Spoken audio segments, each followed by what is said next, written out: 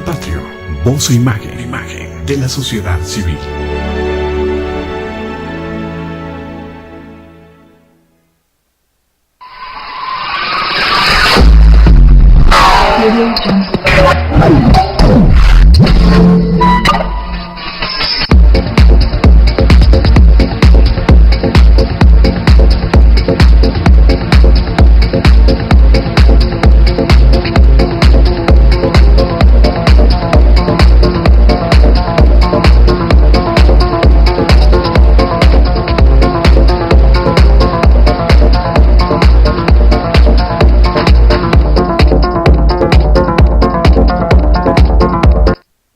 Canal Patrio, voz e imagen de la sociedad civil.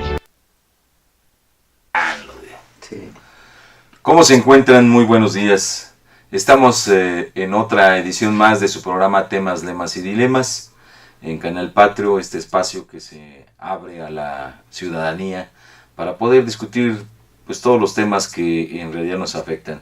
Los saluda su amigo y compañero Oscar Resdi. ¿Cómo te encuentras, Jorge? Bien, Oscar, buenos días al auditorio.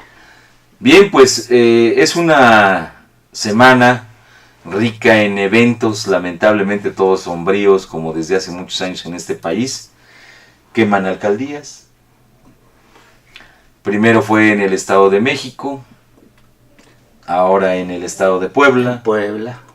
Y bueno, pues En Huehuetoca. Se reproduce también la situación en Michoacán. ¿Qué opinión te da todo eso de manera breve? Digo, algo que no te voy a pedir un imposible, no te voy a pedir, cuéntanos algo que no hayamos dicho, pero sí, ¿cuál es tu visión sobre lo que está ocurriendo finalmente, ¿no? Bueno, Oscar, que la política implementada de la lucha o de la guerra declarada por Calderón, simple y sencillamente con el gobierno ahora de los priistas de Enrique Peña Nieto, se ha reproducido de la misma forma, nada más que con una diferencia. Hoy los medios masivos de comunicación no se han enfrascado mucho en dar las cifras de los caídos, ¿no? De los muertos, pues el gobierno puso una línea en donde trata de ocultar cómo está incendiado el país, ¿no? Con la violencia. Ya vimos el caso de Tamaulipas, Oscar, que incluso la alcaldesa de esa ciudad está pidiendo que no salga ni siquiera la gente a la calle. El gobierno del estado de Michoacán simple y sencillamente está rebasado, Oscar, por la delincuencia. Hay voces que se han manifestado en función de que el ejército, la marina y el propio gobierno están involucrados con la delincuencia organizada, es decir, están aliados, ¿no? Ha venido ahí imperando y gobernando en sí el narcotráfico, los delincuentes, por encima del propio gobierno. Ya hay un hartazgo, me parece, Oscar, yo con eso concluiré mi comentario, me pediste brevedad. Hay un hartazgo en todos los estados de la República. Ya ejemplificabas tú el caso de Huehuetoca, que es el Estado de México, aun cuando no se ha hablado mucho de él, porque sabemos también que el mayor número de feminicidios que hay en el país se han dado en el Estado de México. Comentabas lo del Estado de Puebla, y bueno, le podemos seguir así en todos los estados de la República, Oscar. Fíjate que lo que acabas de señalar, dos puntos que hacen pues todo un tema. ¿Qué es lo que sucedió en Puebla? Bueno, los delincuentes ya tenían asoleada una región que se llama Guadalupe Victoria, que está ubicada a unos 95 kilómetros de la ciudad de Puebla. Y ya los pobladores dijeron, estamos hartos de los delincuentes, quemaron la alcaldía y luego, como saben que el alcalde es dueño de un hospital, también lo quemaron, porque pues ahí se refleja la corrupción, ¿verdad? Pero sobre todo, ¿cuál es el papel? El muerto, un joven de 14 años, que asesinaron aquí en el Estado de México. En Huehuetoca. En Huehuetoca. Me parece... Fue un policía además. Sí, fue un policía. Y lo que acabas de señalar, bueno... son los vínculos, pues, exactamente, que tiene. La delincuencia organizada, es decir, vamos, los actos delincuenciales que han venido golpeando al país y que han cobrado una escalada terrible en los últimos 10 o 12 años, en la docena trágica del gobierno, del desgobierno, de los gobiernos fascistas del Partido Acción Nacional, nos han dejado como herencia eso. Si bien este país venía transitando por 78 años de horror, de policías nefastas como la famosa Dirección Federal de Seguridad, como los famosos secretarios de Gobernación, omnipresentes, todopoderosos. El Partido de Acción Nacional nos dejó algo peor, un horror, una pesadilla más, que es precisamente el que se haya exacerbado o se haya incentivado la reproducción de todas estas áreas de la delincuencia, porque lo que ha venido siendo una constante durante todos estos años es que no hay un acto delincuencial en donde no haya una participación o de policías o de algún político, o simple y sencillamente no haya un Estado de Derecho en el terreno de dar garantías y seguridad a la ciudadanía. Porque en este país la única garantía y seguridad que se da son a los grandes empresarios. Y fíjense nada más lo que ocurrió, por ejemplo, en Texcoco. El diario Reforma, en su portada de hoy, dice: cubren policías ordeña. Policías de Texcoco mataron a un agente e hirieron a otro del municipio vecino tras ser sorprendidos cuando protegían la ordeña del combustible. Fuentes de seguridad pública del ayuntamiento de Tepetlaxcotoc, en el Estado de México, informaron que cerca de las 5 horas de ayer, 5 horas de la madrugada, 2 de sus patrulleros ubicaron una pipa conectada a un ducto de Pemex. El vehículo, agregó la corporación, estaba flanqueado por la patrulla TX, claro, o sea, de Texcoco 045, en un paraje de San Pedro Chiautzingo, en Tepextloxtoc. Los agentes fueron recibidos a balazos por los uniformados Jacinto Claverías y Hugo Espinosa. La pipa estaba ya casi al 50% de su capacidad, con aproximadamente 33,000 litros de diésel, refirió una fuente. El autotanque tenía la razón social de Servicio Riva Palacio, que informó la Procuraduría Estatal. Rogelio Sánchez, uno de los fallecidos, pues quedó ahí, en tanto que los agresores pues están ahora a la disposición de las autoridades. ¿Qué tendrán que decir esas autoridades? Pues simple y sencillamente lo que van a hacer es darle largas al asunto, y finalmente el hecho concreto es que la violencia sigue. Y fíjense nada más, hay cuestiones que se vienen dando, como lo decía Jorge Luis, la colusión entre policías, entre políticos y entre empresarios que todavía no salen, y el mundo delincuencial. Es una constante en México, que hoy el cambio de estrategia es solo no mostrarlos, es no sacarlos en la televisión, es guardar silencio, es simple y sencillamente hacer mutis frente a lo que es la realidad. Ahí está el día de ayer y antier, todo lo que es la semana pasada, lo que ocurrió en Tamaulipas, de nuevo la violencia exacerbada. Finalmente hay tantos distractores, ¿sí? Hay tantos distractores, ¿no?, que ya no sabemos en realidad cuál sería la noticia más desastrosa del país, ¿no?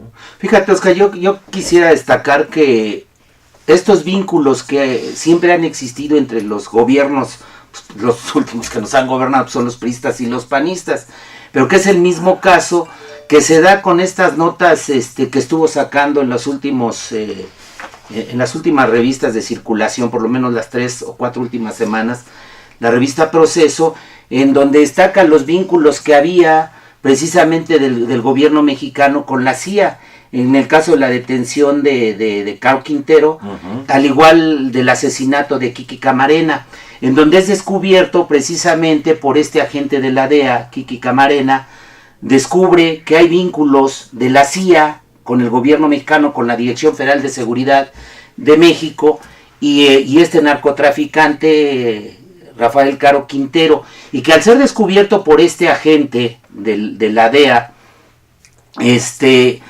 trae como consecuencia que es asesinado. Entonces ahora hay un agente, también exagente de la DEA, ya jubilado, de apellido Berreyes, si no mal recuerdo, que describe precisamente que quien mata a Kiki Camarena no es Caro Quintero, sino que es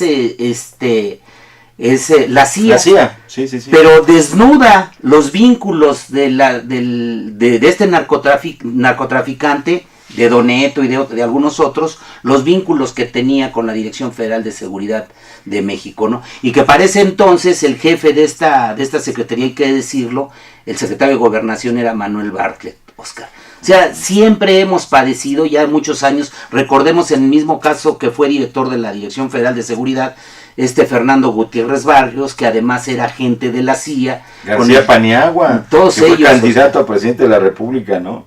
Pero esto se ha venido reproduciendo, ¿no? Reproduciendo como lo mencionábamos al inicio del programa, Oscar. Sí, pues precisamente lo que señala Jorge Luis es algo que se entreteje entre el pasado, entre la realidad que hoy nos muestra todo esto que es el narcotráfico, y cómo lo que estamos diciendo no son ocurrencias, ni mucho menos son desahogos. Cuando hemos venido señalando que y no tan solo nosotros, sino está un escritor, un investigador de esto que tiene muchos años, que es Buscaglia, Edgardo Buscaglia, que es un especialista. Es un especialista. Ha dejado muy en claro que lo que conocemos hoy como delincuencia organizada es todo un sistema que involucra a las policías, que involucra a políticos, que involucra a empresarios, y evidentemente con la participación de las bandas armadas, pero que particularmente en nuestro país operan con una impunidad terrible producto de esa asociación, ¿no? Y es así como observamos, por ejemplo, que mientras hoy también en algunos diarios se destaca como noticia que el FBI y que las agencias norteamericanas le ponen un precio de $5 millones a la cabeza de Caro Quintero, es decir, no a la cabeza, sino solo a quien proporcione informes que conduzcan a la localización y la ubicación de Rafael Caro Quintero, porque para los norteamericanos es una cerrazón de la realidad. Para ellos Caro Quintero sigue siendo el autor del asesinato del Kiki Camarena, y no reconocen fundamentalmente que quien asesinó, quien dio la orden de asesinar a Enrique Camarena, fíjense nada más hasta dónde puede subir el escándalo, que por eso es que tanto el gobierno de México como el de Estados Unidos de Norteamérica guardan un prudente silencio. Si la CIA mandó asesinar a el agente Camarena, la primera pregunta que se puede establecer es, bueno, ¿por qué lo hizo?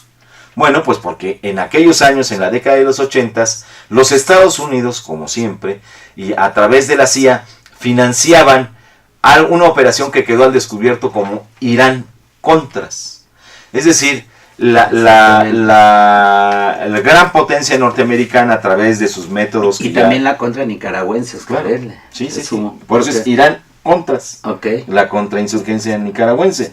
Es decir, para financiar toda una serie de gastos que enfrentaban los Estados Unidos para subvencionar la revuelta armada en contra de los sandinistas, apoyados en el famoso Comandante Cero, que empezó siendo sandinista y después terminó siendo una porquería, algo así como los chuchos. Pero bueno, en aquel entonces los Estados Unidos de Norteamérica, a través de estas agencias, la CIA y entre otras, traficaban droga. Es decir, vendían droga en los Estados Unidos, y para ello tenían como aliados en el negocio al cártel de Guadalajara, que era precisamente comandado por Caro Quintero y Don Neto. De tal suerte que esa asociación económica, comercial entre la CIA estaba al margen del conocimiento de la DEA. Así es. La DEA es precisamente la corporación a donde pertenecía el agente Camarena. Entonces el agente Camarena descubre que hay un grado de involucramiento entre algunos oficiales, y él considera entre alguna parte del gobierno norteamericano, y no hay mucha información a eso que pensó, pero alguien puede, incluso los norteamericanos no tardarán en hacer una peliculita en donde nos digan que Kiki Camarena pensó que alguien se estaba portando mal dentro del gobierno norteamericano, que no era el gobierno, sino alguien así aislado, que un agente estaba utilizando su poder para traficar droga en los Estados Unidos, y él lo iba a denunciar. Entonces ese es el supuesto motivo, pero en realidad esto no es un asunto solo de Enrique Camarena. Ustedes tendrán en mente a un periodista que se llamó Manuel Buendía. Exactamente, Oscar. Manuel Buendía fue el primer, digamos, periodista en México que sucumbió por las redes del poder y el narcotráfico, que es precisamente este periodista Manuel Buendía quien, a través de su columna, escribió cómo había una relación entre la delincuencia, es decir, entre los traficantes de droga Y luego el gobierno. la Secretaría de Gobernación, particularmente a través de la Dirección Federal de Seguridad y a través de toda una red de corrupción que permitía el trasiego de drogas y que estaba ligado, como él empezaba a decir, y ahí están sus columnas en el periódico Excelsior en la década de los 80 que se pueden consultar, y de esa manera empezaron a jalar la hebra que más adelante el propio Camarena también corrobora. Pero bueno, resumiendo, lo que sucedió en aquellos años es que la CIA,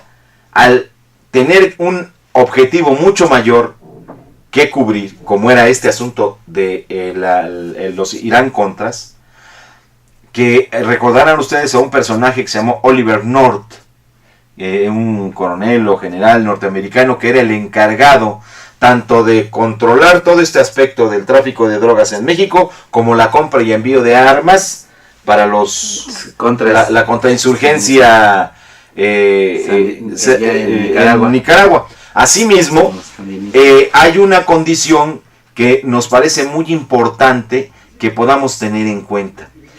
Esta situación sale a la luz pública, se hace un escándalo, pero ya había ocurrido el asesinato de Manuel Buendía a manos de la Dirección Federal de Seguridad en México. ¿Y quién es el responsable, digamos, el asesino confeso, el directamente? Zorrilla Martínez. Así es. ¿Y quién estaba? Zorrilla Martínez era el director de la DFS. Sí, en ese momento sí. Y en ese momento también habrá que recordar que estamos hablando, su jefe era Manuel Bartlett, ¿no? Y habrá que recordar entonces, hay un libro muy interesante que se llama El Policía, que ya tendremos oportunidad de comentarlo, pero en esto vean ustedes cómo el propio gobierno norteamericano y el mexicano hacen que no ven y mienten con todo el cinismo del mundo y piensan que los mexicanos no tenemos memoria. Afortunadamente la documentación en esto es muy profuso en esta revista Proceso, que es una excelente revista con un pésimo personal.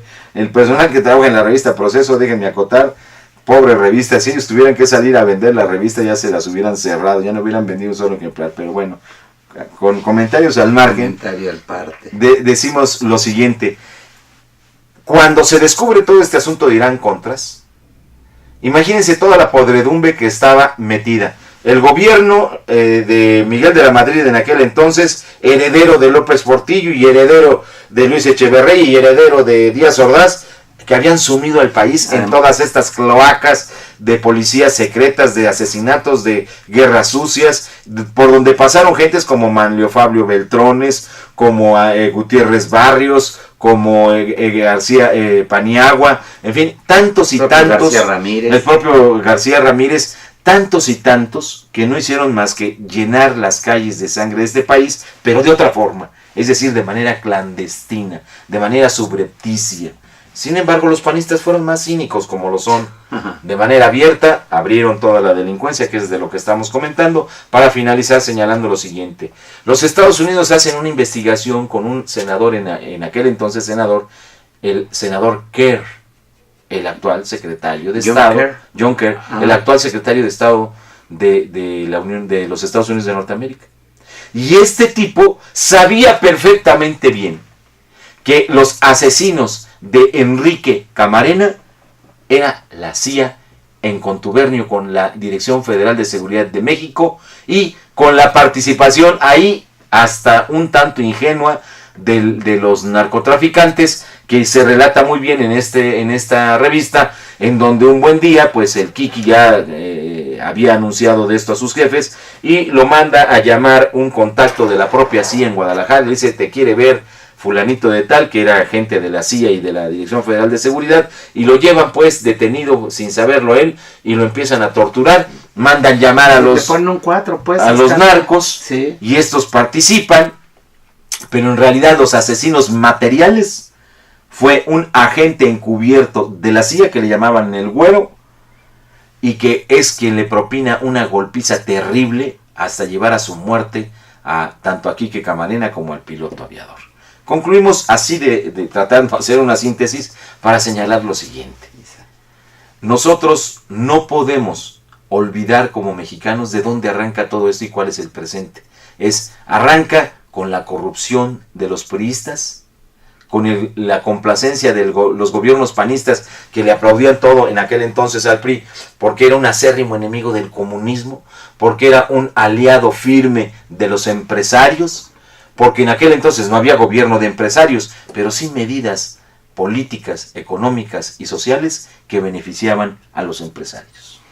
Pues bien, Oscar, pasemos ya a otro tema, ¿no? Más así agradable. Es, y vayamos a un corte musical. Se va a integrar a esta mesa para que se integre David, también ¿no? Nuestro compañero David. Muchas gracias. Vayamos a este corte musical.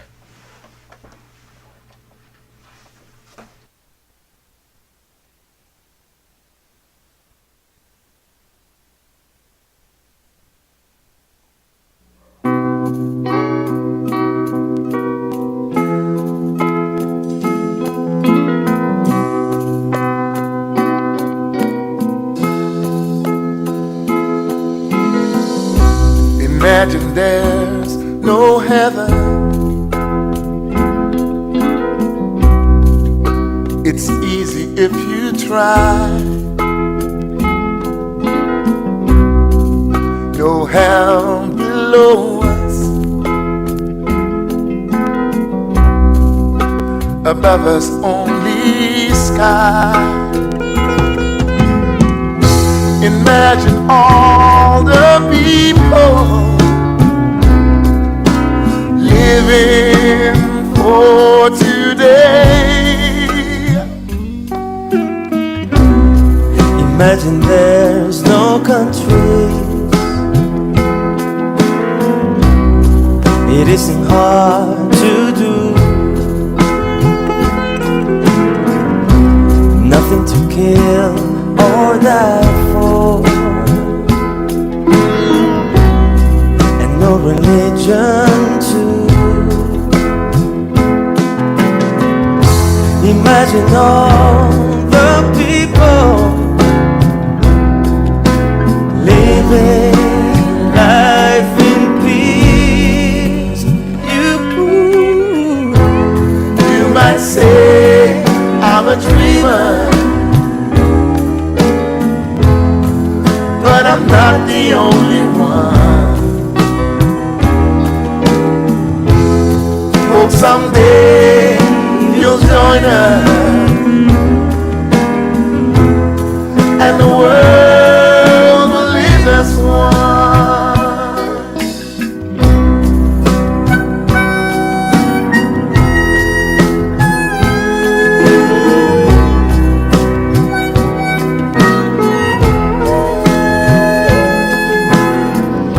Imagine no possessions. I wonder if you can.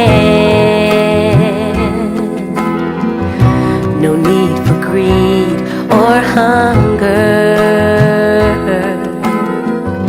A brotherhood of man. Imagine all the people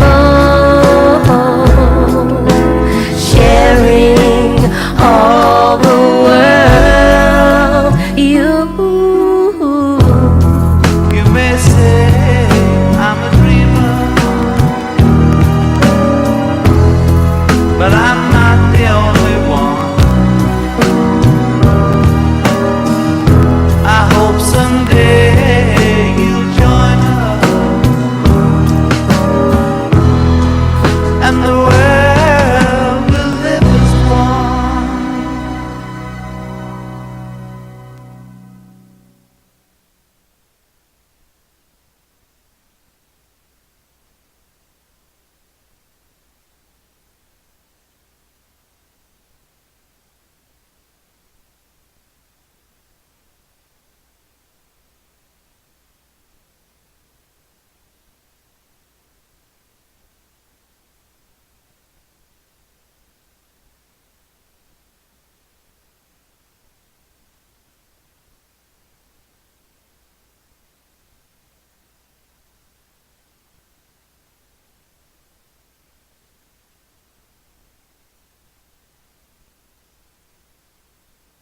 Dile que se suma la mesa. Bien, pues estamos de regreso, esperemos que estos cortes musicales les hayan gustado. Se incorpora a la mesa de temas, lemas y dilemas nuestro compañero David Miranda. Muchas gracias, buenas tardes. Y bueno, pues con lo que cerramos el bloque anterior, pues queda muy en claro que la corrupción y todo lo que sucede en el país, y perdón por decir todo, porque eso es así como un absoluto, pero lo cambiaremos por algo más relativo, un sofisma. Es decir, la gran mayoría de cosas negativas que le ocurren en el país es por su clase política corrupta, anidada desde hace más de 70 años en el Partido de la Revolución Institucional, asimismo con la alianza y contubernio del Partido Acción Nacional, que llegaron a establecer un amaciato, un maridaje, una unión, una alianza, llámele como quiera, que se llama el PRIAN. Y que ahora, pues como todas las cuestiones mundanas, podríamos decir, para caminar en ese mismo sentido, pues el PRIAN, uno de sus actores tiene un amante. Y ese amante es el Partido de la Revolución Democrática, y ya nos están reservando nuevas escenas de pasión, terror, odio y amor en la política, porque como la señora del PAN fue engañada con la reforma fiscal, pues ahora esta señora se pretende vengar con la reforma energética, diciéndole, bueno, pero si tú antes solo querías modificar parcialmente el 27-28, para que me contente contigo tienes que ir más allá. Y es lo que va a hacer el PRI, se va a dejar querer por ambas fuerzas, y entonces, así como a los perredistas, en lugar del 5 les dio el 8 en el impuesto a la comida chatarra, para la energética, pues dice, ándale pues PAN, si quieres regalar el petróleo, regalémoslo pues, y aunque el PRD se oponga, pues haré lo mismo que hice con el fiscal con él, lo haré con la energética contigo. Tú me das los votos y me das tu amor, y ahí nos vamos, porque finalmente los empresarios, concluyo con esto y cierro este tema de lo fiscal, lo dijimos en este programa de temas, lemas y dilemas. ¿Qué es lo que planteaba la reforma fiscal? Un enorme berrinche, un tango y un teatro que sí medio le pegó a los empresarios, según ellos, pero que finalmente lo van a pagar los consumidores. Esos impuestos van a ir a los precios finales, y además copeteaditos, como decía el otro bigotón que ahora anda vendiendo marihuana, que es Fox. Copeteado, ¿no? Copeteado les van a devolver a los empresarios, porque les van a permitir que cobren y hagan lo que quieran con los precios. Y finalmente, ¿qué es el intercambio? Como lo dijimos de nuevo, reitero, en temas, lemas y dilemas. Una reforma o miscelánea fiscal como la que hizo el reformón fiscal de Peña Nieto es transitorio. Lo pueden mantener 1, 2, 3 años, incluso el sexenio. Y al final de con otra miscelánea fiscal, les van devolviendo a espaldas de la gente todo lo que les quitaron. Y fíjense nada más, los empresarios van a decir, nosotros ya aguantamos vara. Es decir, ya nos dejaron caer la recia con la reforma fiscal, y por eso hoy pedimos que caiga la recia con la reforma energética, con una diferencia. Si se reforma los artículos 27 y 28 constitucionales, esos van a ser permanentes. Esos no los va a revertir ni Dios Padre ni Dios Hijo, salvo otra revolución mexicana que no es la invocación nuestra, pero que es solo por la vía de las armas que se va a poder resolver eso. Nosotros no hacemos convocatoria cual ninguna de eso, pero finalmente solo así se estableció ese derecho, y nos lo quitaron por la vía de las armas, pero de otra manera, que es las formas que habíamos comentado en el bloque anterior. Pero cerrando esta parte, hay un comentario que nos interesa abrir, porque lo vamos a decir abiertamente. Aquí hay que polemizar, no por polemizar, pero sí abriendo las perspectivas a la imaginación, a los paradigmas, a los temas. Y David nos va a plantear un tema muy importante que está relacionado con el aspecto de las jubilaciones, y que en este momento están trayendo a guisa la discusión en toda la nación los telefonistas. ¿No es así, David? Sí, claro. Con fecha 30 de octubre de este año, del 2013, el Comité Ejecutivo, y lo quiero resaltar así porque finalmente en el Sindicato de Telefonistas de la República Mexicana, pues como cualquier sindicato hay diversas corrientes, y boletín, esta circular informativa, pues es la posición oficial, no necesariamente la posición de los trabajadores telefonistas. Está firmado por el Comité Ejecutivo Nacional, el Comité Nacional de Vigilancia y sus comisiones nacionales. Está publicado en el portal de internet, lo puede usted consultar. Es muy interesante porque tiene que ver con un tema que es hoy nota, particularmente con el asunto de la reforma energética, dado que se ha venido planteando en Pemex y en Comisión Federal que las jubilaciones son una carga para las empresas públicas y que la situación económica de Pemex y de CFE pues se deben no al saqueo de Hacienda, es la versión oficial, ¿no?, sino se deben a los altos salarios y a las costosas jubilaciones de los trabajadores de ambas empresas públicas.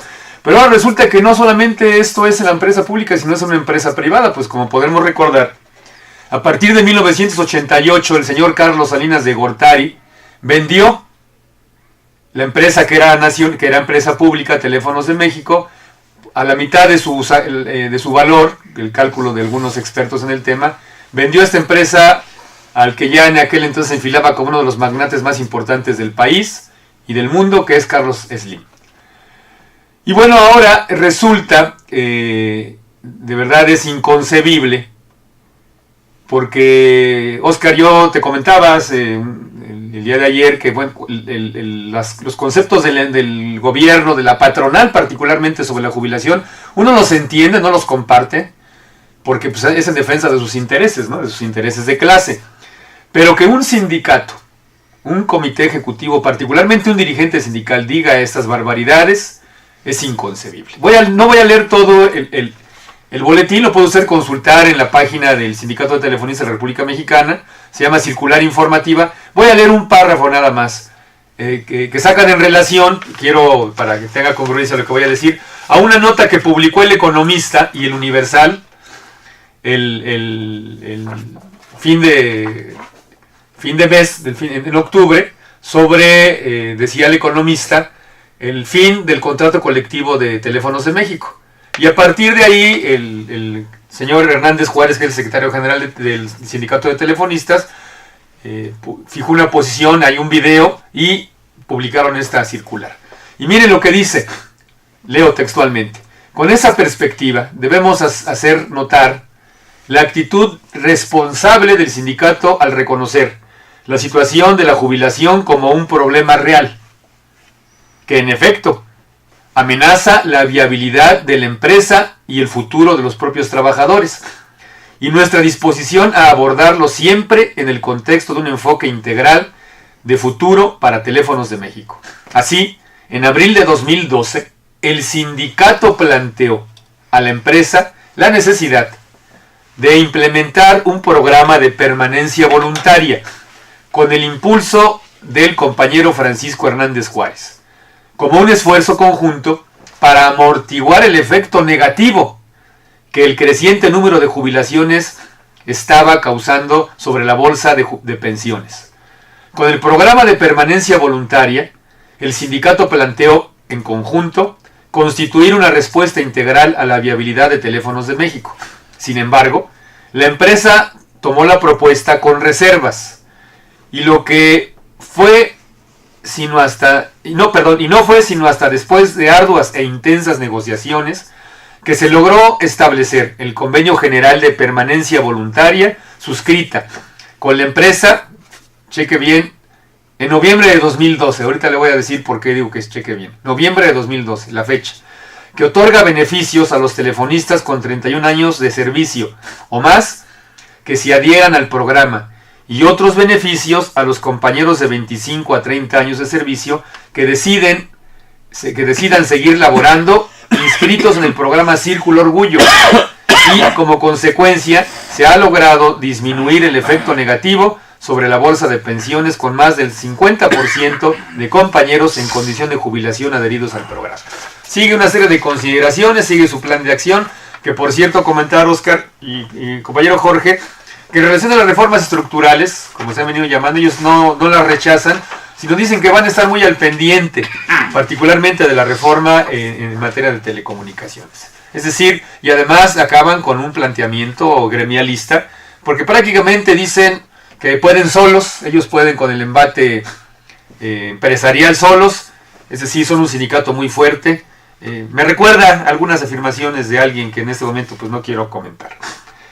Entonces, esto en primer lugar da lugar a varias consideraciones.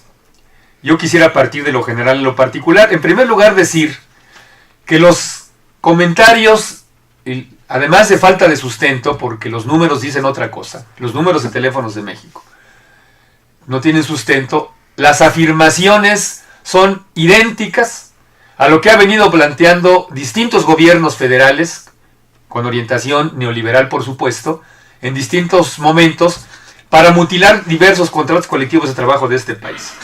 Así lo hicieron en el 2005, ese mismo lenguaje fue no del sindicato, sino fue del gobierno de Vicente Fox, para mutilar el contrato colectivo de trabajo y además aumentarles a los trabajadores del IMSS su tiempo de servicios para poderse jubilar, diciendo que en el IMSS no había otra alternativa para sanear esa empresa, sino subir el tiempo de servicios. Y mire lo que hoy es el IMSS, no ha habido absolutamente ninguna mejora en el servicio.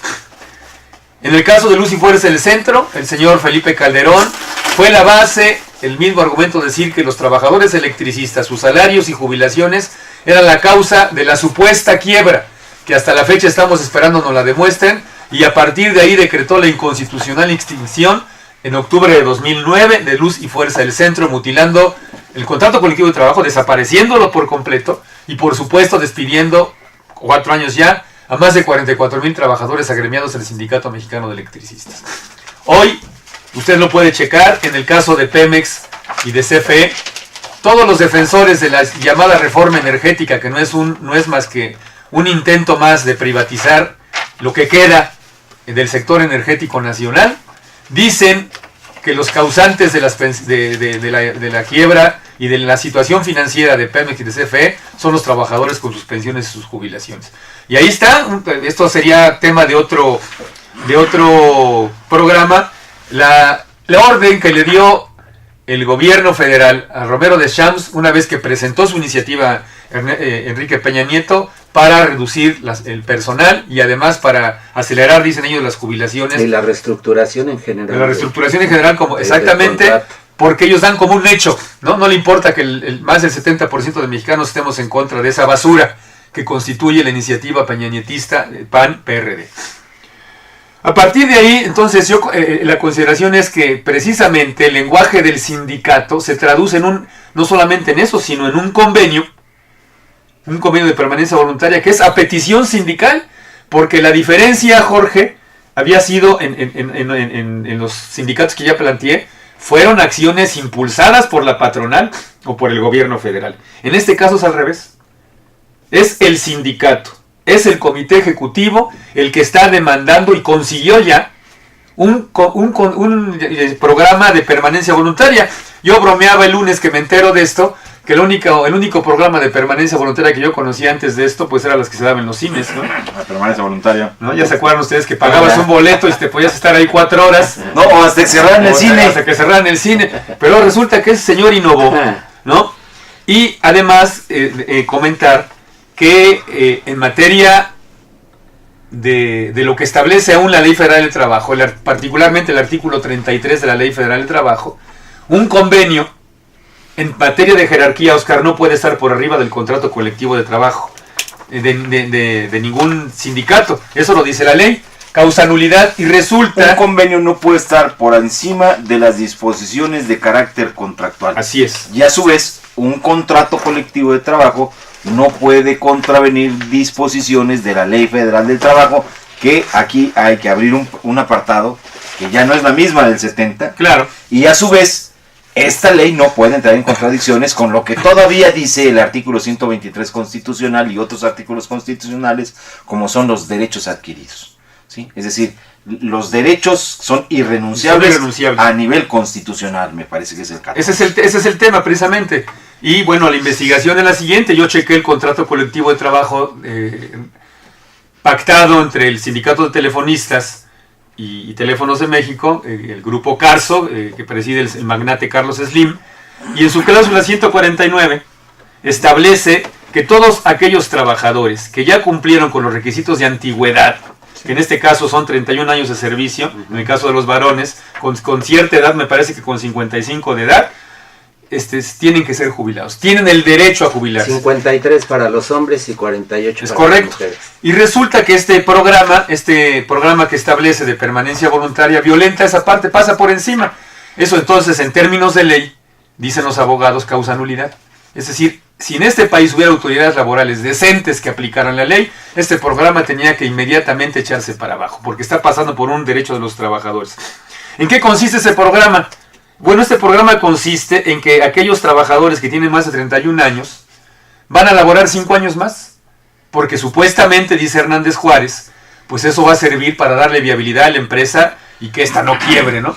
Ahí, David, yo quisiera hacer un pequeño paréntesis para que quienes nos ven y nos escuchan pudieran entender por qué ese modelo que están planteando y qué es lo que trae como beneficios al trabajador. Bien, las jubilaciones o las pensiones que se pagan en Teléfonos de México, aún llegando al término de los 30 o 31 años de servicio, no son con un pago al 100% del salario, sino es con el pago equivalente al 80% del salario. Y lo que se obtiene a través de este programa es, si lo firman, si se comprometen a seguir laborando los próximos 5 años, entonces se llevan un 20%, dicen, adicional. Sí, eso lo establecieron en el acuerdo marco de la firma del contrato, como señalabas tú. En el 12. Para en el 2012. Bien. Entonces ahí es en donde queremos centrar la atención y vean cómo lo que describe David es es un esquema que violenta la norma constitucional por cuanto a lo que se señala de los derechos adquiridos. Y violenta la propia norma del contrato colectivo de trabajo en una serie de elementos que tienen concordancia con lo otro. Pero esa es la parte esencial, claro. Por eso es el gancho, ¿no? O sea, ustedes se quedan más, ustedes tienen el 80, les damos el 20, ¿no? Es correcto. Se han buscado precedentes a nivel mundial, no los hay. Incluso esto, el señor Slim Seade, que es familiar del... Es el hijo. Slim, se ufana de esta parte porque dice que en ninguna parte del mundo, o sea, en estas cuestiones, claro, pues en ninguna parte del mundo se violenta con tanta impunidad la ley. Entonces, están pasando por encima del contrato colectivo de trabajo y además están dándole la razón a todo un embate que efectivamente atribuye a las pensiones y jubilaciones de los trabajadores la quiebra de las empresas. Aquí quisiera abordar de manera muy rápida este tema. Porque resulta que efectivamente en el tema de la situación financiera por la que pasa Teléfonos de México, hay que pues simplemente señalar que esta empresa no tiene indicios ni elementos de quiebra alguna. Simplemente les doy un dato. Para el último trimestre de 2011, por concepto de tarifas, que además hay que decir, la Organización para la Cooperación y Desarrollo Económico, la OCDE, ha señalado en los 3 últimos años que esta empresa, Teléfonos de México, es la empresa que tiene tarifas más caras, cuando menos a nivel de América Latina. Es decir, es una empresa que tiene altísimas ganancias. Y solamente en el último trimestre del 2011, resulta que esta empresa creció en sus ganancias en un 21%. Fíjense nada más lo que tuvieron de ganancias en 3 meses. 4.084 millones de pesos entre octubre y diciembre de 2011. Es decir, unos 292 millones de dólares. Además decirles que a esta empresa se le ha venido disminuyendo los pagos en materia de impuestos sobre la renta a propósito de lo fiscal. Es una empresa que tiene un trato preferencial en cuanto a pago de impuestos. Se puede decir que paga lo mínimo, como ya lo ha denunciado el senador Manuel Bartlett en sus intervenciones. Por otro lado, decir que Hernández Juárez miente, porque previo a todo este relajo que se armó el día 30 de octubre, se atrevió a afirmar en un foro en donde él fue ponente, un foro que se llamó una presentación del libro Sindicato y Política en México, Cambios, Continuidades y Contradicciones, se llevó a cabo en la Facultad Latinoamericana de Ciencias Sociales la semana pasada. Se atrevió a decir que el sindicato de telefonistas era un sindicato privilegiado, afirmación de él, porque dice textual: Grupo Carso está conformado por 500 empresas, entre ellas Telcel, Sambors, Sears e Inbursa, con alrededor de 250,000 trabajadores, dato aún difícil de precisar. Pero de todas sus empresas, incluyendo a Telcel, los trabajadores de Telmex son los que mejor ganan. En promedio, continuó diciendo el señor Hernández Juárez, Mientras que un trabajador de Telcel percibe mensualmente 6 salarios mínimos, 11,000 pesos, los empleados de Teléfonos de México que tienen una contratación colectiva perciben en promedio 20 salarios mínimos, es decir, 38,000 pesos. Es decir, si se hace la cuenta, resulta que los señores, según esto, los compañeros de Teléfonos de México, ganarían 1,294 pesos diario en promedio. Esto, bueno, checando los datos que da la Facultad de Economía de la UNAM, resulta que solamente el 2% de la población gana de esta cantidad hacia arriba. En el reporte 110, usted lo puede checar, 110 del CAM de la UNAM, 109, perdón, del CAM de la UNAM, ahí se van a dar cuenta que solamente el 2% de la población está en esta condición. Es decir, imagínense ustedes que un trabajador digamos, de una línea, una receptora, de aquellos de larga distancia, nacional e internacional, tenga un salario de esta naturaleza. No tiene congruencia. Habría que checar entonces a través del IFAI para que se pudiera, y lo vamos a hacer, para que se pudiera realmente la cifra real del salario promedio de los trabajadores telefonistas. Esto lo comento porque efectivamente se da con todo el dolo del mundo para decir que, bueno, pues son los salarios de gente privilegiada y por supuesto las jubilaciones, porque resulta que han hecho mucho ruido, porque actualmente hay 32,000 trabajadores activos y 21,000 jubilados en el país, en el caso de Teléfonos de México. ¿A qué conclusión quiero llegar? Precisamente para que en términos de tiempo se pueda hacer este debate que ha planteado Oscar Leslie. En primer lugar, comentar que el convenio, por sí ya ilegal, lo que está planteando efectivamente es alargar el tema de las jubilaciones, y esto, lo que pudiera ser un tema de condición, digamos, local, por su autonomía que tienen como sindicato, en realidad es un golpe al movimiento obrero, porque con estos argumentos está dando la razón a todo el embate que se ha venido dando a diversos gremios en este país con los cuales han golpeado al movimiento obrero mexicano. En segundo lugar, decir que los datos contradicen la afirmación de Hernández Juárez. No hay indicios para que se hable de que se está poniendo en riesgo a través de la jubilación la viabilidad de Teléfonos de México. Finalmente, esta empresa es una de las más rentables en el área de telecomunicaciones, no en balde. Es la base, es el cimiento para que en los últimos años el señor Carlos Slim, a raíz de que se privatizó esta empresa, esté figurando entre los hombres más ricos del mundo. La fortuna, la última del dato que se da de las fortuna de Carlos Slim es de 70,000 millones de dólares. Es decir, es una cosa demencial. Nosotros tenemos un editorial que no lo voy a leer, lo puede usted consultar en el blog sobre este tema, pero me parece que con esas consideraciones generales se puede concluir lo siguiente, para darle paso a mis compañeros a que den su opinión. Es inadmisible que un sindicato haya solicitado y además firmado, y fíjense la fecha, yo decía hace rato que pusiéramos atención en la fecha, porque fue en plena lucha en contra de la reforma a la Ley Federal del Trabajo. Recordemos que el 30 de noviembre de 2012 fue cuando se aprobó y se publicó en el Diario Oficial de la Federación la nueva Ley Federal del Trabajo, y la débil respuesta que tuvimos algunos sindicatos, estábamos en ese marco cuando el señor Hernández Juárez, de manera como lo hacen los delincuentes, escondidito, en lo oscurito, con su comité ejecutivo firma este convenio que da el traste, una vez más, con el contrato colectivo de trabajo de los trabajadores telefonistas. Esto es inadmisible, vuelvo a repetir. El movimiento obrero mexicano se ve golpeado por este tipo de convenios, y lo que va a pasar, en dado caso, es que esto va a ser un efecto dominó, si no alertamos y si no el sindicalismo mexicano se pone las pilas y da de una vez por todas, detiene esta embestida neoliberal gubernamental que se da a través de líderes charros como el señor Hernández Juárez. Son las consideraciones, Oscar y Jorge, que pudiera hacer sobre el tema para dar lugar a sus opiniones. Bien, a mí me parece que lo que comenta David es un caso o un tema ya que es recurrente en la historia de nuestro país. Es decir, la conducta de los dirigentes sindicales, llámese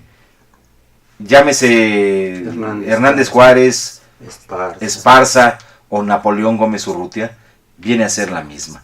Pero yo quiero dejar anotados estos 3 nombres para señalar que estos no son más que en un conjunto de ideas, arbustos o ramas de un bosque, y que este bosque a su vez es aún mayor porque tiene junto a su connotación geográfica montañas, tiene ríos, tiene desiertos.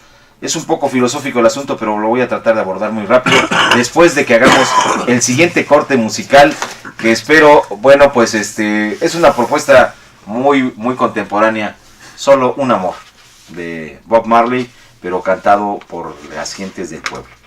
Escuchémoslo.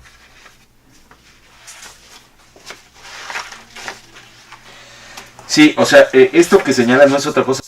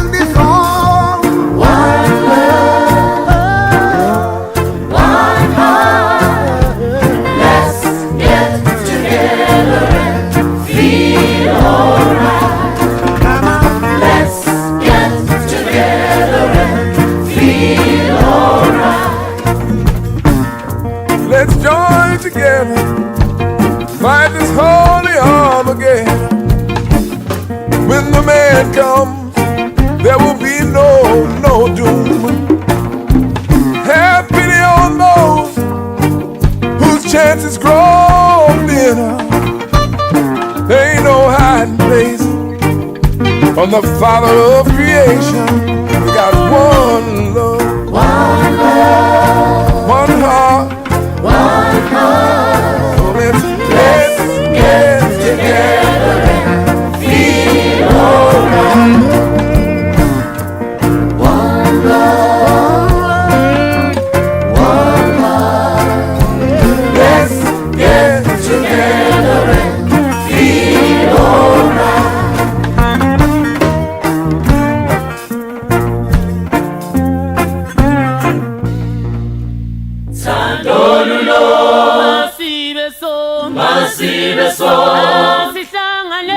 Masihlanganeni sonke sibe munye.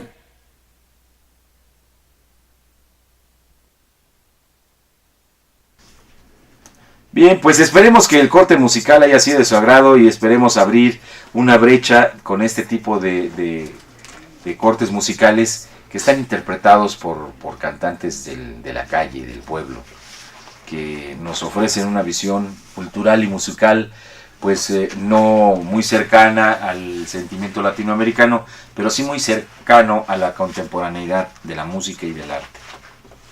Lo que acabamos de escuchar es Un amor, de una composición de Bob Marley. Pero bueno, retomando el tema y como dicen, yendo por partes, lo que plantea David es un tema muy sugerente para el debate y la discusión.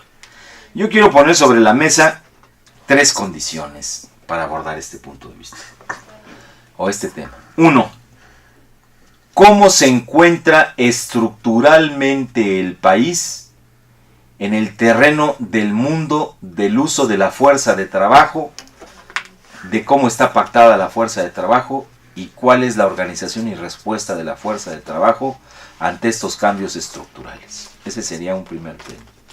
Segundo, los aspectos de carácter filosófico que abordan una discusión de esta naturaleza en nuestro país nos ubican lamentablemente solo en 2 vías, en 2 perspectivas. Una, la de la defensa a ultranza, como debe ser, de los derechos laborales en el marco y en el contexto de una visión jurídica que emanó de la Constitución Política de 1917. Y tercero, la realidad del conjunto del movimiento obrero, el conjunto de los trabajadores, su actitud como trabajadores y la actitud de sus dirigencias sindicales. Estos 3 temas me parece que nos pueden dar una serie de respuestas o nos pueden ubicar en una serie de eventos que nos permitan ir dilucidando si lo que en primera instancia suena atroz y es a todas luces un acto de traición, que aquí habría que cuestionarnos mucho. ¿Traición a quién? Puesto que Hernández Juárez nunca se ha reivindicado como marxista, nunca se ha reivindicado, y mucho menos su organización sindical, como un sindicato revolucionario, ¿no? Se ha reivindicado tanto Hernández Juárez como el Sindicato de Telefonistas de la República Mexicana como un sindicato corporativizado, como un sindicato que se sumió durante muchos años en las políticas de la CTM, que se diferenció saliendo de la propia CTM, pero para hacer cosas distintas o para seguir con otra línea, con otro tamiz y con otro discurso. Y aquí es en donde abordo el primer tema. Los cambios estructurales. Ya hemos venido señalando en este programa de temas, lemas y dilemas que el modelo económico neoliberal que comenzó su implementación en México en la década de los 80, en 1982, se da como una cifra ya, un dato oficial, es decir, con más de 31 años de puesta en marcha de este sistema, no ha terminado su acomodo. Esa es una visión que se tenía. Pero las últimas informaciones que tenemos y sobre todo los documentos que se han podido rescatar y las investigaciones nos llevan a un libro que se llama La nueva razón del mundo, que escribió Christian Laval y Pierre Dardot.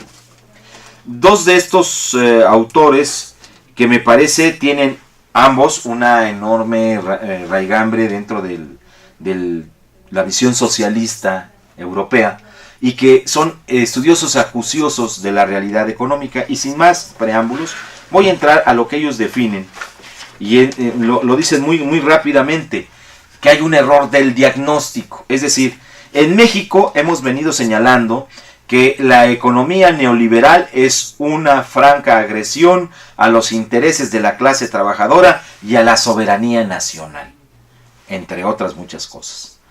Y hemos dicho también a lo largo de los últimos 10 años mínimamente que este modelo se ha venido agotando, y poníamos como ejemplo precisamente las últimas crisis, por ejemplo la de 2008, la caída de Lehman Brothers, y que es la crisis de las hipotecas, y luego evidentemente los ajustes draconianos a las economías, por ejemplo de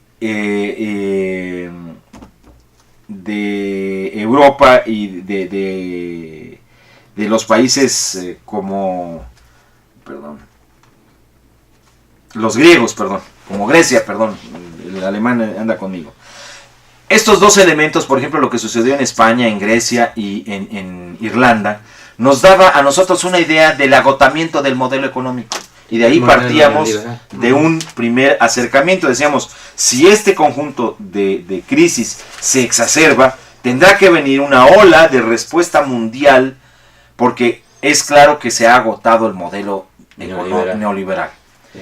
Y los datos que nos presentan tanto Christian Laval como Pierre Dardot nos dicen lo siguiente: desde finales de la década de los 70s e inicios de los 80s, el neoliberalismo ha sido interpretado por lo general como si fuera al mismo tiempo una ideología y una política económica directamente inspirada en esta ideología. El núcleo duro de la ideología estaría constituido por la identificación del mercado con una realidad natural.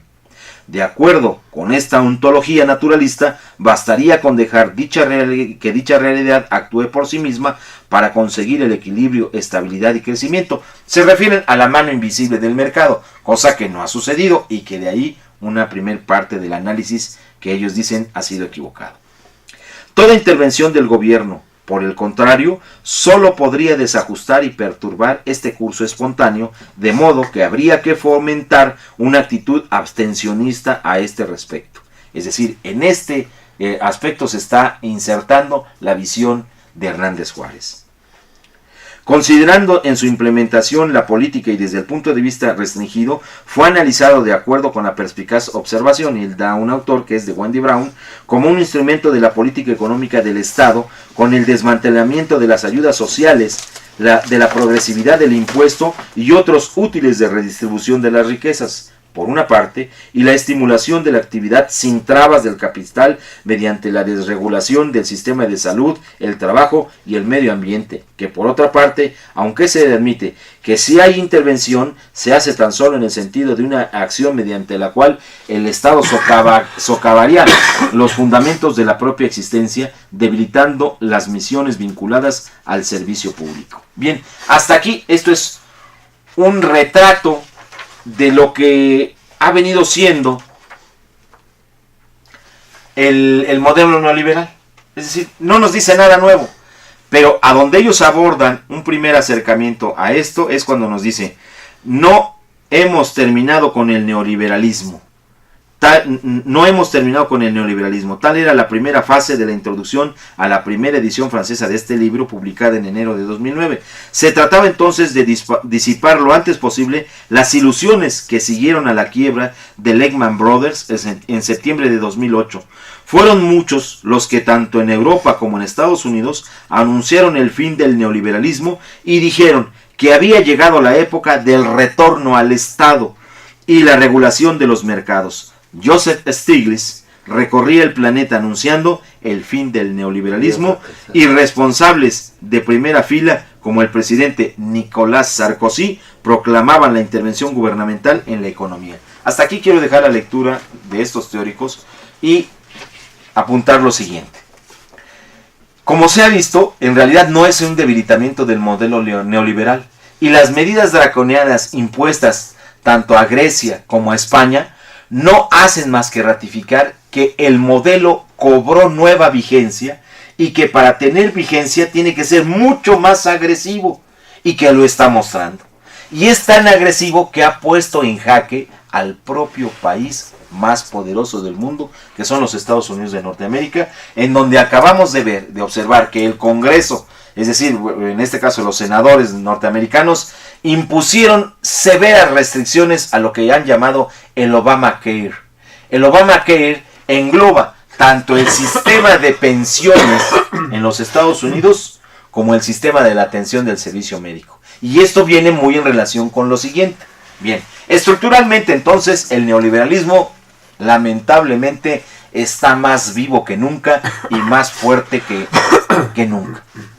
Ha mostrado tanto en Europa como en América que los países más desarrollados y con un potencial económico mucho más dinámico que las economías dependientes como la de México no han podido sucumbir a sus lineamientos. ¿A qué me refiero entrando en materia de la jubilación? Si podemos observar los datos internacionales, observaremos que tanto en Alemania como en España como en Francia, las pensiones han sido reformadas a partir precisamente de 2012. Es, muy importante ver cómo estas pensiones en estos países fueron reformadas de tal manera. Tenemos un comparativo, un cuadro comparativo que se los vamos a leer.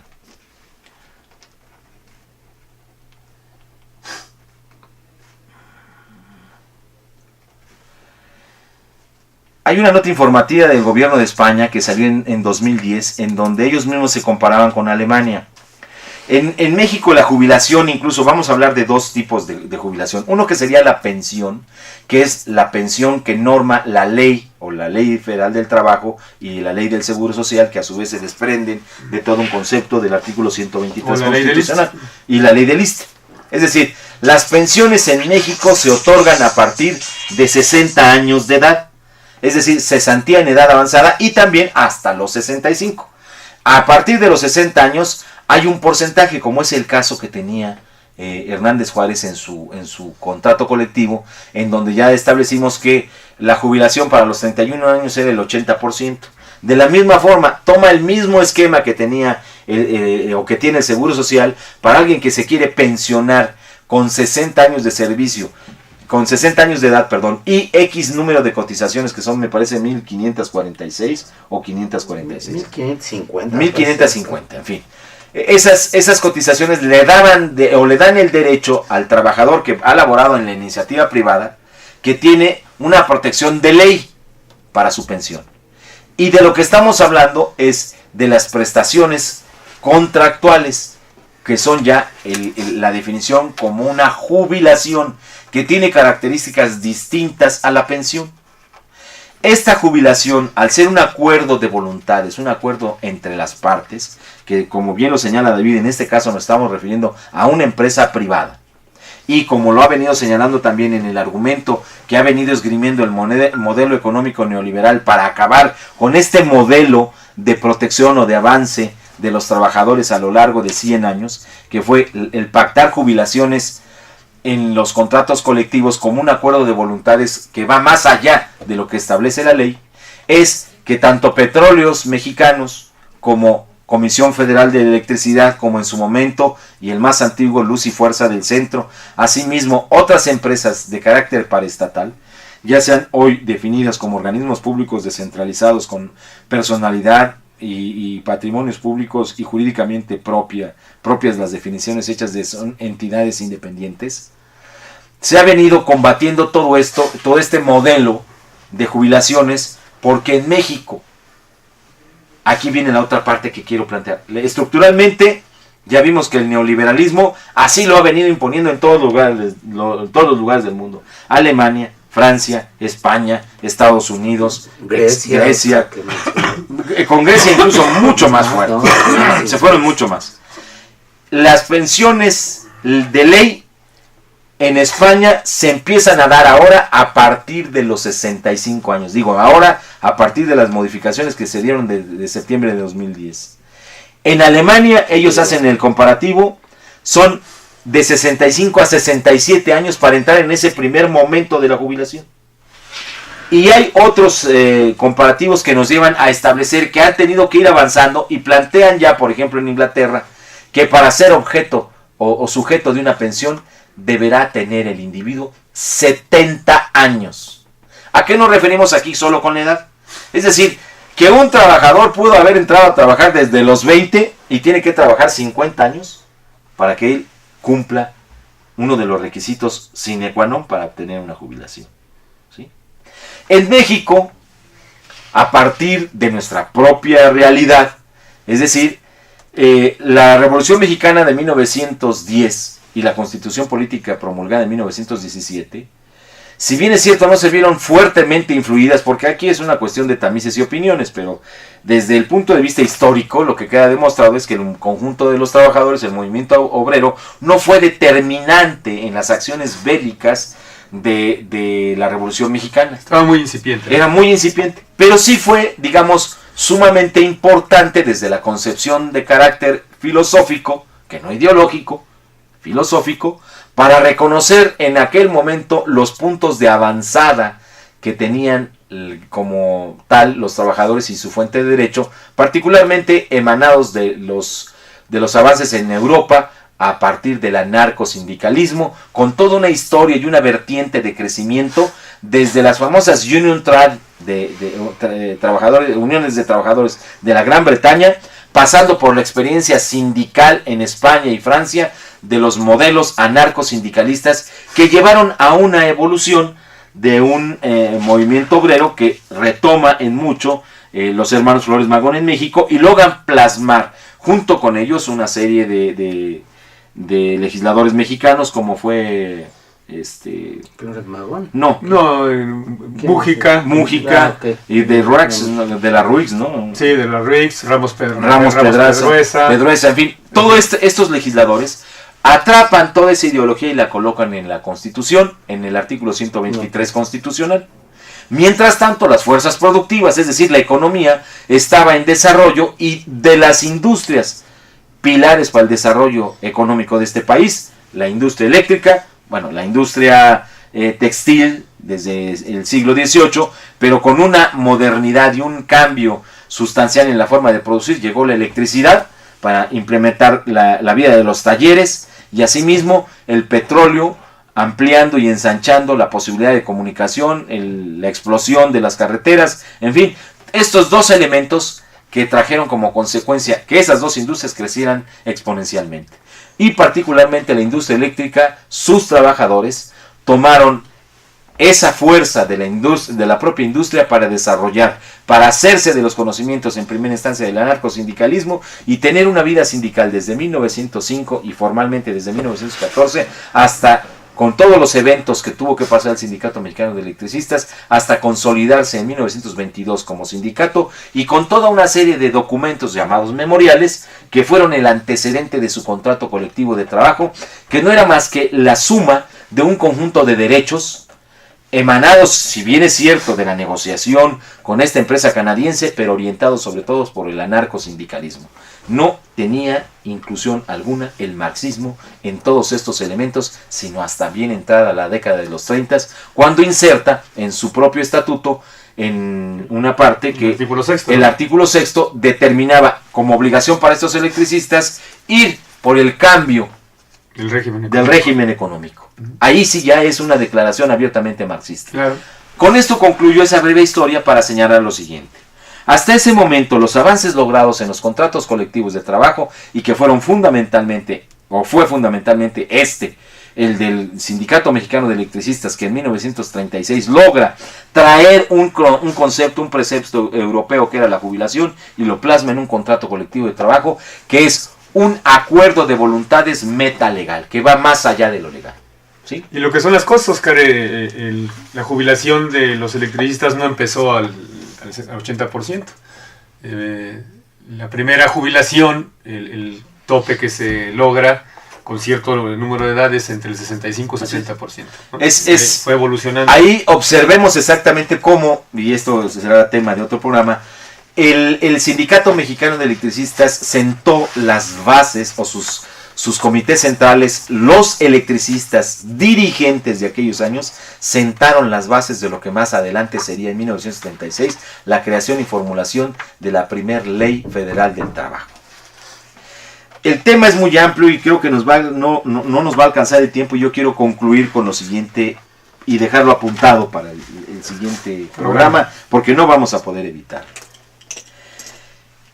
Lo que hoy se plantea son dos dirigentes igual de cínicos y corruptos. Lo digo con todo lo que esto conlleva de responsabilidad. Hernández Juárez no ha parado, no ha cesado de saquear el bolsillo de los telefonistas en contubernio con la empresa, pero teniendo como guía un principio: la flexibilidad, Sí, es un dirigente. una capacidad de mimetizarse, porque a veces tantito está del lado de la ultraizquierda, como nos lo demostró ahora queriendo estar en el PRD como diputado, abanderar una nueva ley federal del trabajo mientras él pactaba estas cosas. Y el otro modelo, un modelo discursivo radical, un modelo discursivo que se sustentaba en glorias pasadas, y me refiero al liderazgo de Martín Esparza Flores. A lo largo de estos 4 años, después de la tragedia laboral que significó la supresión de la vida económica de Luz y Fuerza del Centro por una decisión panista, ha venido quedando en claro que los orígenes de carácter, o sea, el conflicto que llevó a la calle a más de 44.500 trabajadores y tiene un estado de indefensión real de cerca de 22.000 jubilados, es producto de la descomposición de los líderes sindicales del Sindicato Mexicano de Electricistas, como Martín Esparza Flores, y el otro gordo que se fue, Alejandro Muñoz. Se ha venido intuyendo que ya traía ahí un ánimo de corrupción, porque se le acusó de tener ranchos, haciendas, casas en Tequesquitengo, y esto es cierto. Yo lo reto nada más a que ponga en la mesa una investigación que abra al Estado de Morelos, al Estado de México, al Estado de Hidalgo, la posibilidad de pedir al registro público de la propiedad cuántas propiedades tiene a su nombre, de su esposa, de sus hijos o de sus prestanombres. Y miren, lo último que acaba de salir es una perla. Calderón y Televisa, historia de una confabulación. Mark Rudolph James, propietario de Tangente, una pequeña empresa dedicada a las telecomunicaciones, denuncia que fue desplazado de los servicios de Triple Play por el grupo Televisa y la firma WL Comunicaciones, con anuencia de Felipe Calderón cuando fungió como presidente de la República. En entrevista con Proceso, James dice que la suerte de Tangente se decidió el día que el mandatario decidió liquidar a Luz y Fuerza del Centro. Lo relata Genaro Villamil y dice lo siguiente: hace 4 años, en una cena realizada el 28 de septiembre, fíjense nada más, 28 de septiembre, paradigmática la fecha, de 2009, tras una agria discusión con el líder del Sindicato Mexicano de Electricistas, Martín Esparza, Felipe Calderón Hinojosa decidió la liquidación de Luz y Fuerza del Centro. Esa decisión significó también el estoque final para la empresa Tangente, a manos, según relata Marco Randolph James, de Fernando Canales Clarion y el grupo Televisa. Relata finalmente una cena en donde el dirigente del Sindicato Mexicano de Electricistas, yo estoy seguro, y por más que quiera decir que fue a discutir asuntos de los trabajadores, fue a discutir asuntos de negocios. Pero el tiempo es cruel, no nos queda más que despedirnos dejando este asunto. ¿Qué les parece? Muy bien. Si para el próximo programa y concluir, no pudimos hacerlo con estos 3 puntos y poder abrir el debate sobre lo que significa un camino y otro. Se despide ustedes, Oscar Leslie. Buenas tardes. Nos vemos la próxima semana. Gracias.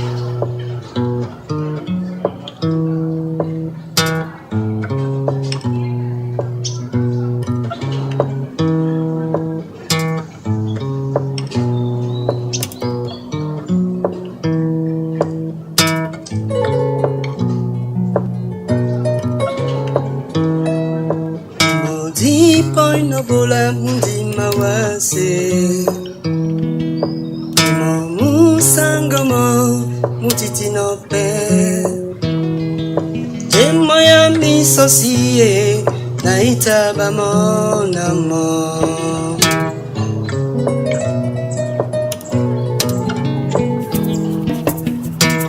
Pola nye ponyo la bato bese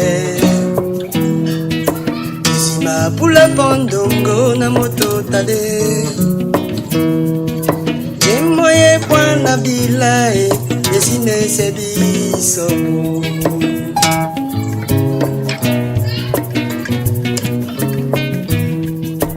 Biya mutitipe di kondi boye Tanu yande esunga sunga matanda Amota benamae kuma wasande nje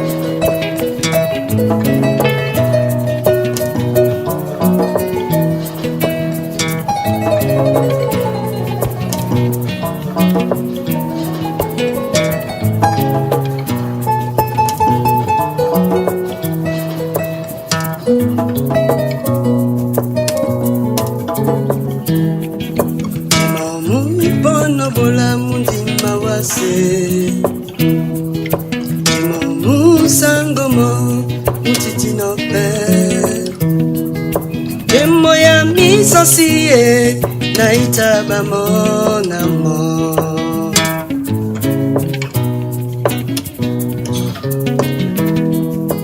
Via mutitipe di conti boye, katanu yande esunga sunga matanda. Amota benamae kuma wasande je.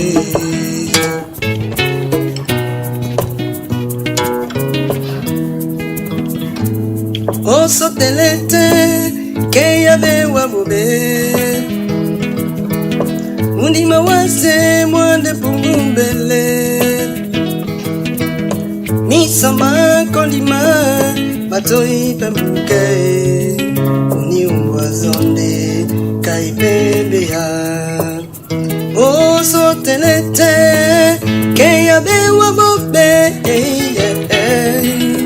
Unima wase mwane fungumbele Afrika misama kondima Matoi pembuke uniumbwa zonde kaipembea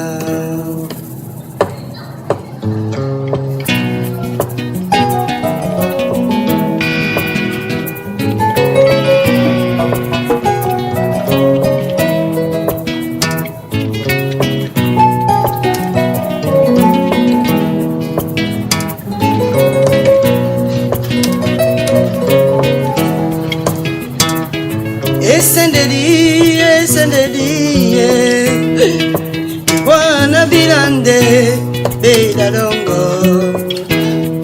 Umatimande kanyama kanyama bedi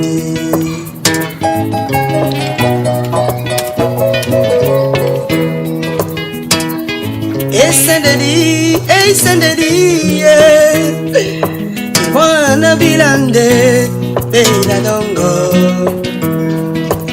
Umatimande kanyama kanyama bedi Umatimande kanyama ayowo Umatimande kanyama Umatimande kanyama ayowo Umatimande kanyama kanyama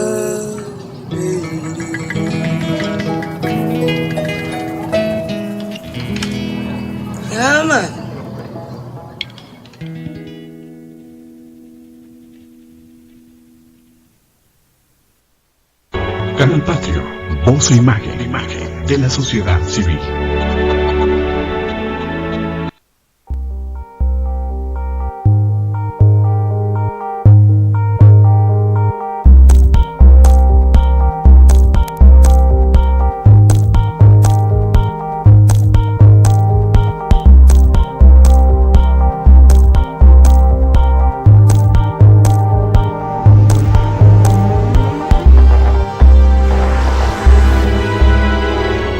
Canal Patrio, voz e imagen de la sociedad civil.